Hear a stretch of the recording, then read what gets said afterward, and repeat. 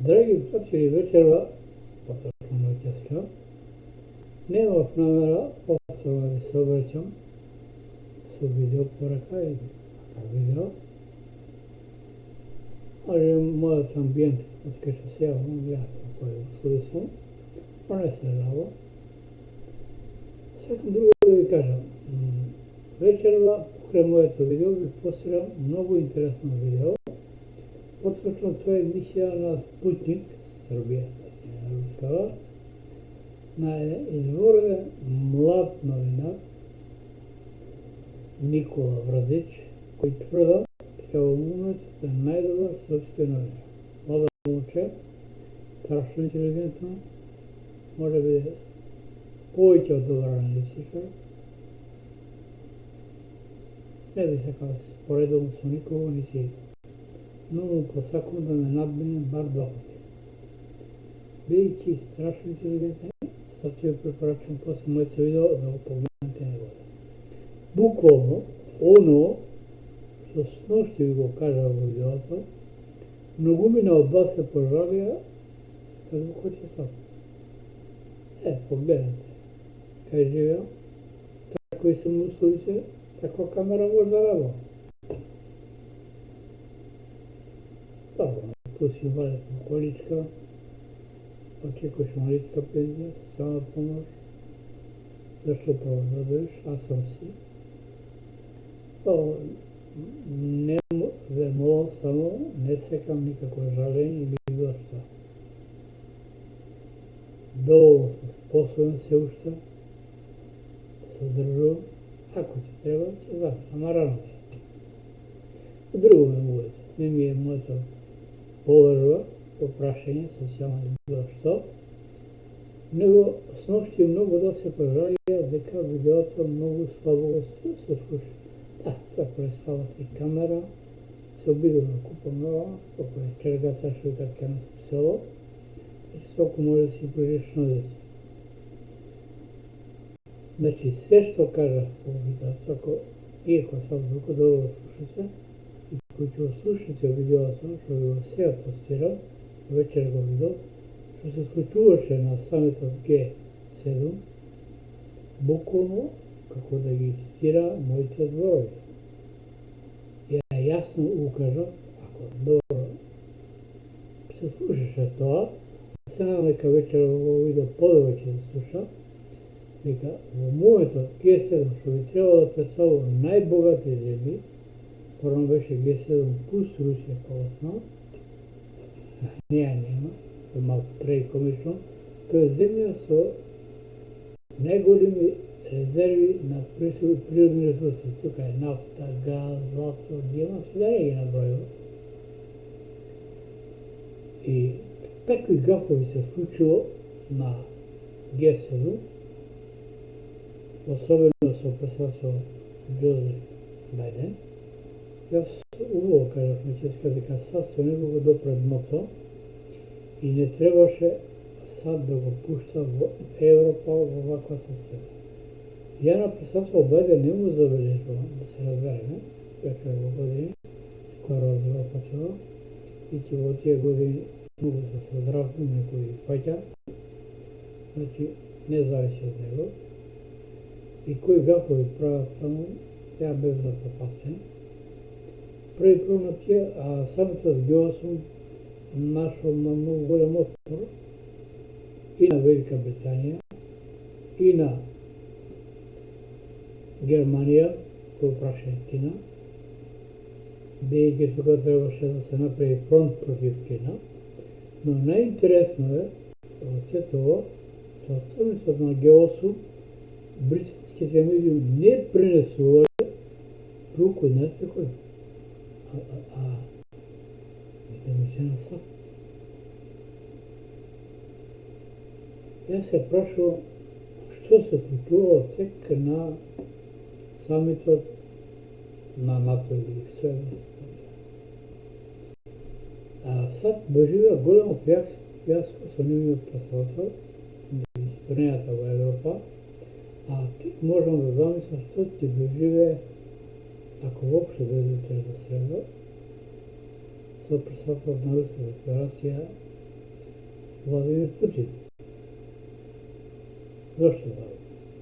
Прво, самиот, кој ќе видите во видеото, што го постира, беше од Никола Владич, во најавната шпица се гледа како неговата сопруга води за рака.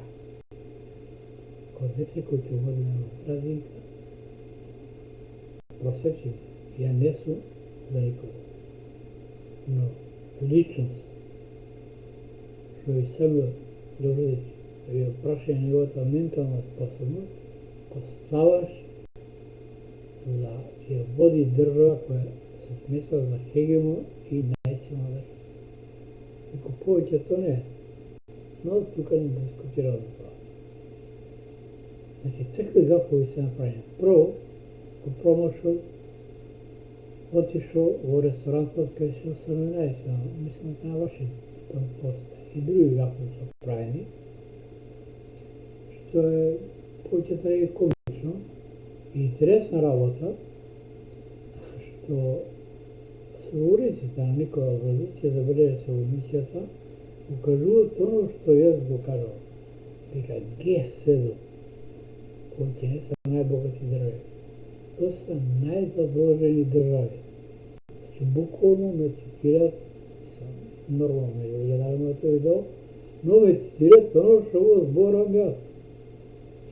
Значи, реков, само Канада, не знам колку е задолжена, но знам. Значи, број 1, тоа е САД, која смета да икама званично $28 трилиона, а некој смета над 200, бидејќи доларот се печати без покритие, они го спомнали кој туалетна картија, не сакам такви зборови да употребувам. Втора работа, значи вториот на задолжение Велика Британија, трета е Германија, четврта е Франција, пета е Јапонија, шеста Луксембург, неважно во овој случај, и седма е Италија. Значи, најзадолжените се членки на Г7. Значи, реков, за Канада не знам колку е задолжена и не можам да тврдам дека и она меѓу тие најзадолжените. И да ве прашам јас, политичарите мислам, не обичните луѓе, и од позиција, кај носи се враќаме до тие? Кај ќе има од вас кој ќе влезе некој празна кафана, што ќе не е? Кај ќе има кој носи цел на Европската унија? Велика Британија излезе со Брекзит, така? Почна распад на Европската унија. Александар Вучич пресазва на Србија го кажа, за Западен Балкан Европската унија е затворена. Она е затворена само за себе, она е распад. Замислите, на самитот на Г7 одлучиле да оштампат 12.000 милиарди долари или евро, нема да рече за збор, за помош на африканските земји за вакцини.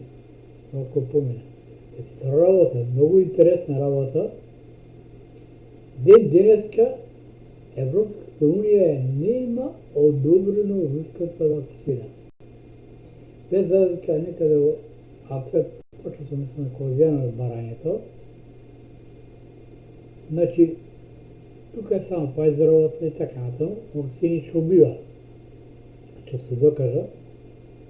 Интересна работа, Бајден и Меркел на самитот Г7 се договориле една работа. Ако се појави следна пандемија, за 100 дена ќе создадат вакцина. Еми сега. Прво, јас лично, ја ви кажувам, не верувам дека Ангела Меркел, канцеларката на Германија, е жива. Зошто не верувам? Во моментот не можам да тврдам, нема материјални докази, но моите анализи зборуваат дека Ангела Меркел ја заменува нејзината војничка до изборите во Германија.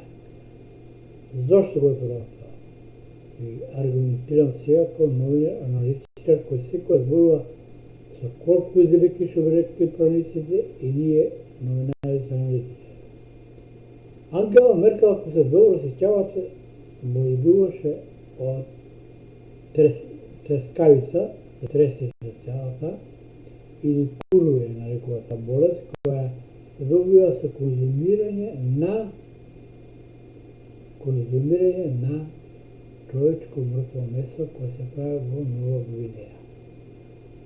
И оно од тие причини, значи Германија, да се разбереме, има многу јако здравство. Ангела Меркел ја пратија во Швајцарија на лекување. Кој парадокс? Значи, они помое, они ја пратија тамо да почине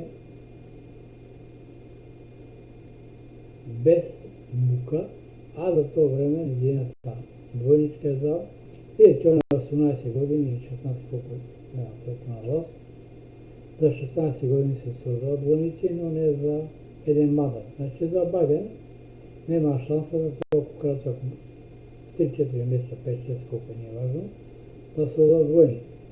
Да, на Путин ја сумујне дека има двојник, бидејќи долго време власта и нормално да има. Сам и Тито имаше двојници, значи ујде само што са подолго време на власт, нормално големи држави има двојници, ама ни немат потреба тоа, бидејќи се во краток век. Беше муабетот, значи двојничката на Ангела Меркел се договорила за стол. Луѓе, дали знаете вакцина како се случи? Треба најмалку 5-6 години да се испитува нејзиното действие. И што најинтересно, сега ќе помогат на Африка. Отпечатане, значи без покритие, 12 милиарди најбогати. Тоа се најдоброжени земји. Ми е интересна работа, ја што не ја знае, нормално видеото на Никола Врдич, рекол изореден номер, кажа еден подоцна дека Италија била банкротирана земја. Па замислите се. И смешна работа, значи, што сакале одлука да донесат, да се кинат, прво, не се согласила Велика Британија, второ Германија и Франција, кои имаат сделки. Што значи, председател на Џозеф Бајден држио голем дебакал на самитот на Г7, да освеме насрана на гаповите, бидејќи не е коректно да се збори за човек што е болен и у години, но тоа е страшна работа. Се мислам на најверојатно наскоро ќе излезе гафови негови од самитот на НАТО. Толку ми многу смешно премира заедно, дека не се окей. Но фотографијата што постира намерно, ќе му препорачам, не знам кој му пија, никој кој ќе се ракуваш со председатели, премиери, било кој држава, амбасадори, никој со двете раце не му ја стискаш раката. Тоа е прво некултурно, второ, може се и се што се помисли. А на Ломерон препорачувам треба да размисли. Не само било која позиција која сака да стане власт. Една работа треба да знаете. Не може се вие, како ви кажам, да бидете на власт или го замените другот, ако имате исти господар со оној што е на власт. Значи, мора да одбере друга страна. Пред 5-10 години немаше избор. Сад беше единствена хегемонија, а Русија тик беше во успон и Кина. Сега има избор. Албанците, например, ја не може да разберат. Он има многу интелигентен лидер, тоа беше Енвер Хоџа, се разбереме. Енвер Хоџа секојаш знаеше да избере висинската страна. Едно време беше с Русия, после помина на страната на Кина. Ден денеска имате кинеско оръжие в Албания. Значи, ви сакате да пропаднете со Бродовско не. Америка е незабожена земја. Страшна работа се ни случува. И сега за кои пандемии, со што ќе се борат? Мислам, не можам да го разберам това. Може би сум глуп, да кажем. Али това не е логично. И много интересни податци се изнесуват, значи не е лошо да се погледнат, некои податци да сум после јас ги знае, другите нормално не сум присутен, немам тamo, да кажем, мои новинари да ме изнесуват информации така натаму. И интересни податци изнесуват и за патот на свилата, која Кина го гради. Вели, со неја има склучено 130 држави договори, меѓу кои Италија, Велика Британија, не знам за Франција, Германија, сум сигурен, но треба да знаете на работа. Значи сад, со бидео право да си ги врати фирмите што се у Кина, бидејќи целата добит останала таму. А Кина е големо тржиште, 1.300.000 луѓе. Ја мислам дека е време Македонија да се свести. Факт дека сад ќе предизвика запријање на руското и кинеското влијање на Балканот и македонскиот народ и српскиот. Мислам, граѓаните, не само народите, треба да бидат подложени на дестабилизација, да не подлегнат, бидејќи преса и во Србија и во Македонија дестабилизација. А, господа, кој сака да дојде на власт? Треба на работа. Не ме разбирате, ни сум руски ориентиран, ни си било како. Оно што сака да дојде на власт, а да владе,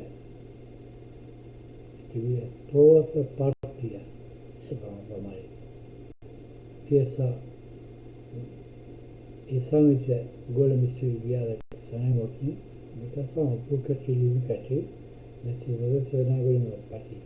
Која прва ќе се врзе со Русија и Кина, ќе владее најмалку следните 20 години. Значи, не ме разберете повеќе, сум против НАТО, на Македонија тоа не требаше, бидејќи станавме легитимна цел во случај на конфликт помеѓу НАТО и Русија или Кина.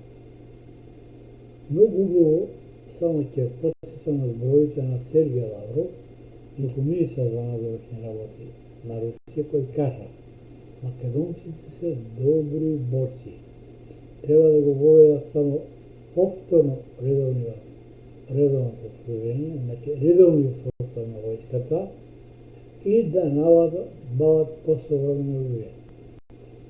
Ја да ја прашам на друга работа за крај. Дали знаете колку се плаќа за најмалку 200 милиона треба да купиш оружје? Оружје, мислам се. Или да платиш за членство во НАТО. Сеќаш што Европска унија нити ние ќе влеземе, нити Србија, таму ќе требаш учество. Значи 500 милиона Македонија ќе можеше да се заложува секоја година. А пресметка со 200 милиона е редовен состав и секогаш имаш обновено оружје, ќе имаш пари за ново оружје. Може би не оружје што има САД, Русија, и сепак ќе можеш да парираш на соседите, они што ти се закануваат. Драги пријатели, да не ве гнјавам, не би сакал да ви го расипам видеото, што треба да погледате внимателно, ќе видите на се што кажат сношти, иако морам предам когато и јас се зашли да беше толку лошо, да сега не беше така. Се надевам дека вечера ќе биде подобро, сакам добро и да предупредам уште нешто. Почнете да мислите за своја глава. Новите го загари по логија, а логијата е смрт. Има еден расказ од Тиенич, мислам, Светиот водач, на крајот народ што го водеше, забележил дека водачот се сел. Сад, наскоро тој тоа забележи, и некој да му треба на премиерот да уваше го покрен Бајден, но Бајден тешко се снајде во Европа, ето, ќе видите на почетокот жена го држи за рака, кога е тука, и му препорачува на другарски пријателски, кој се поздравува со странски дипломати, никогаш со двете раце проверени. Погрешно ќе разбера и многу низок ќе биде во нивните очи, инаку се разберем, него македонскиот народ не го сака македонците. Он не е македонец етнички и најдобро за него му препорача да се повлече и да распуши. Спротивно предстои граѓанска војна. Ако сакам добро ноќ, инаку пред да завршам после, јас някак. Мене ми се сваја ноческа ќе заменам или не. Нема други што сам има мојата. Затоа, памет у глава, не предизвикувате граѓанска војна на Македонија, а Македонија еден четвор. Ќе кажам зашто еден четвор. Има една стара приказна, може би не сте ја знаеле. Пак се дека во моментот македонскиот народ молчи. Слабо збегуваат афоци и така. Ова приказна не знам дали ја слушав, или бабо ми кажуваше, или ја читав, не ме нересе да бог. Во некој царство, дали бил султан, цар не е важно, наредил да се качи двојно данокот на и ги просил неговите емисари да видат како реагира народ. Се враќат емисарите кацават и му велат царе, народот се колне, пцува, до немај каде. Ој тогаш рекол, качете го дупло данокот. Колко чуват, емисарите пак водат кај народ, повторно се враќат кај Савот, исто му кажува дека народ го пцуе, колне и така натаму. Он вели 3 пати повеќе качеци данокот.